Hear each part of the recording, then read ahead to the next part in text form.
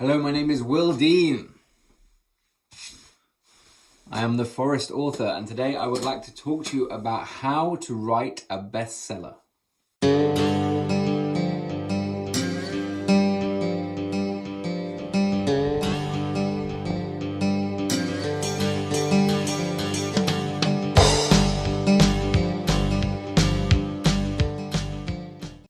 How are you? Are you well? It's good to see you. Welcome back. This is your happy place, this shack in the boggy forests of Sweden. I'm wearing my moose t-shirt again.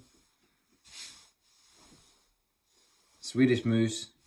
And I want to talk about how to become a bestseller, or how to write a best-selling novel. Is this a clickbaity title? Kinda. I mean, I went there. How to write a best-selling novel. So from what I've seen in the industry, the most surefire way to write a best-selling novel is to write an exceptionally good novel. That's part one, and that is the most important part. You have to write an exceptionally good novel. And when I say good, I mean something that resonates with a lot of people, a lot of readers.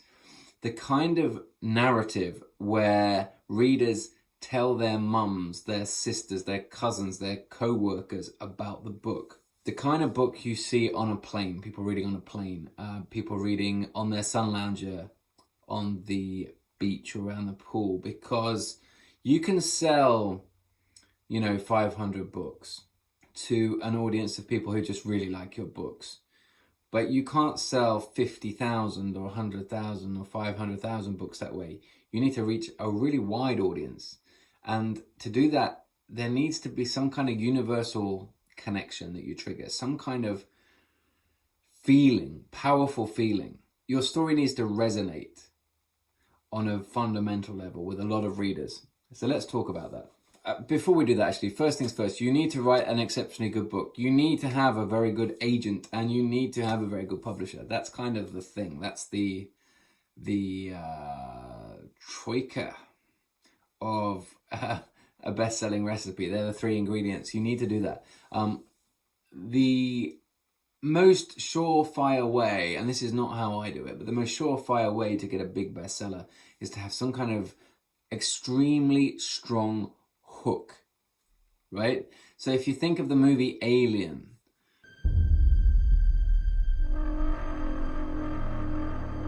the idea that you're isolated in deep space. Ash, can you see this?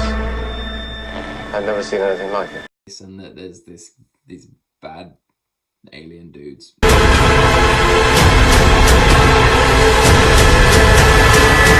It's a very strong premise. The idea behind a girl on a train. I saw her from the train. Or before we go to sleep. You had a bad accident. You store up information for a day. When you wake up in the morning, it's all gone. Those high concept psychological thrillers, domestic noir, whatever you want to call them, where you have an unreliable narrator and bad shit happens. That is very hooky and very addictive. But you have similar kind of hooks and similar kind of things in science fiction, in fantasy, and romance. Like if you write a book which just draws you in, then it's going to resonate with a large amount of people. If you think about something like Jurassic Park by Michael Crichton. There it is. Welcome to Jurassic Park. Like it's a bananas idea, right? It's a great concept. The most phenomenal discovery of our time. How'd you do this? Becomes the greatest adventure of all time. It's the kind of concept you can sum up in a sentence. You feel that? Hold on to your butts. And that kind of hooky book Senses of feeling all over the park. tends to do very well if it's well executed, well agented, well published. The other way you can write a bestseller is just to write a damn good book that maybe isn't so hooky, but resonates with a lot of people. Let's use Eleanor, Oliphant is Completely Fine by Gail Honeyman, an absolute phenomenon of a book. It's done so well. It's not that different to other books that have gone before, but it is slightly different. It explores loneliness, it's kind of cross-genre, and it resonates with a lot of readers. It resonates with kind of every reader, because everybody's experienced loneliness in some way at some point in their life. And that book deals with that so well. My books, the Tuva Moodysson thrillers, I'm not the person to say why, but I think it's partly because of Tuva herself, my protagonist, who is this young, deaf, bisexual reporter, newspaper reporter, operating out of a small town. She's terrified of nature and she lives in a forest 10 times bigger than my forest. It's a situation people can relate to. You know, she is a complicated character. And I think a lot of readers feel a lot of empathy towards her and they want to know what Tuva does next. So I'm very happy that that's the case. Another factor is the zeitgeist, like what's hot in the market right now. So what's hot in the market right now, I would say, is... What the fuck is hot in the market right now?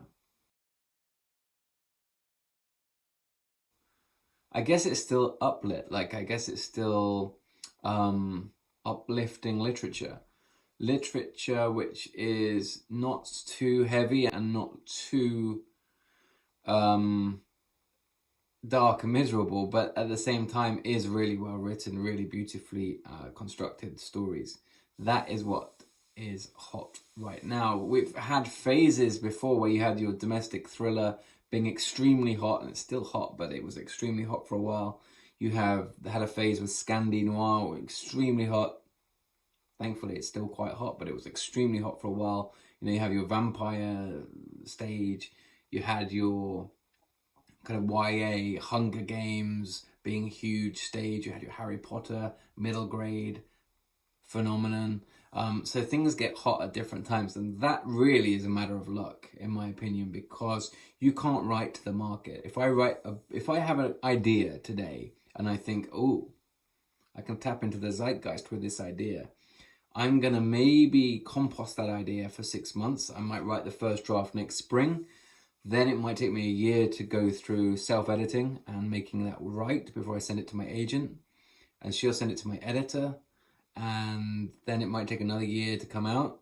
The zeitgeist is long gone, buddy boy. Like, I have missed the boat there. So it's impossible to write to the market, I would say. I think it's possible to write to the universal truths and universal feelings that resonate with many, many, many readers. It's always possible to do that. It's basically writing with maximum empathy, but don't bother trying to write to the market. That is not how to write a bestseller. And then you have those game-changing novels, things like Trainspotting. You know, when Trainspotting came out, everybody was reading it. It was a water cooler kind of book. Everybody was discussing it.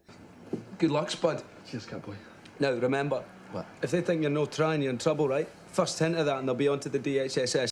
It was so unlike anything that had been written before. And likewise, I don't think Irvine Welsh knew that before the book came out. I don't think...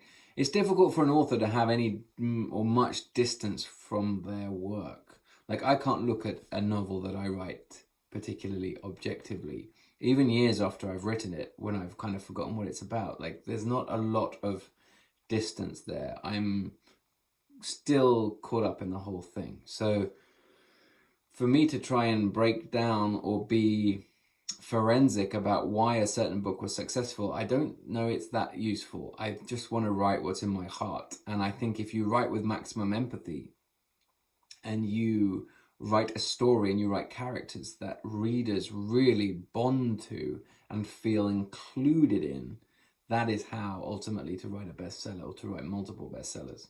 And that's the thing, like, having a big book is great, it's everyone's dream, but having a career is so much better. Getting published is amazing, but staying published is so much more important. Having longevity, being able to improve over time, that's what it's all about. And that's really all about the quality of your writing and the quality of your characters. You might come up with a great hooky concept. You're unlikely to come up with 20 of them over 20 years. So how to write a best-selling novel, I would say it's all about those three things. You need a great book, a really well-written story. You need a great agent to sell that book, and you need a great publisher to publish that book in the right way. Hope that's been useful. Please do hit subscribe. It makes a huge difference to the channel. Please do like the video, and I will see you again very soon in the next one. Thank you. Bye-bye.